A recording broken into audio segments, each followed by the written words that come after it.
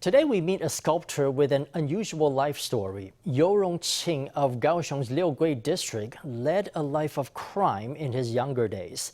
But after 2 prison spells, he was ready to go on a new path. He wanted to take care of his aging father. And luckily, he discovered an artistic talent that had been hidden since his childhood. Let's take a trip to his workshop. Yu Jung-ching concentrates on his knife as he carefully carves an openwork design with many intricate layers.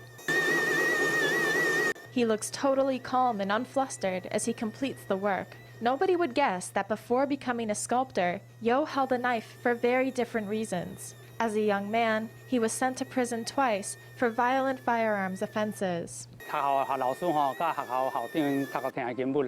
At school, he was a headache for the teachers and the principal, but I knew that he'd liked drawing pictures since he was little. No one taught him really. You could say he was self-taught. He's been to prison twice, I think. I just knew that the more he was in prison, the more of a big deal he was. And when he got out, he was high up in the hierarchy. Once out of prison, Yu led a drifting life around Taipei and had a big reputation in the world of crime. But then, a decade ago, everything changed. He realized that nobody was looking after his aging father and decided to go back to his hometown to care for him. That's when he turned to carving. I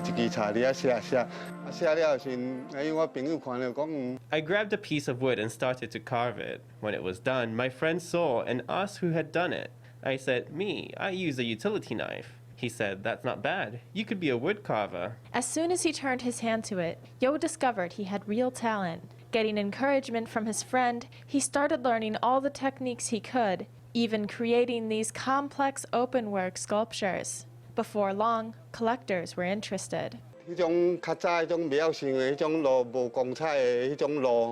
I don't want those paths that you wouldn't consider, dishonorable paths. Because if you rely on your own hard work, so long as you're willing to tough it out, everyone can walk a different path, like I did. Now Yu's days are intimately connected with the knife. But it's a knife that brings beauty in creation, not a weapon. His story shows it's never too late to turn over a new leaf.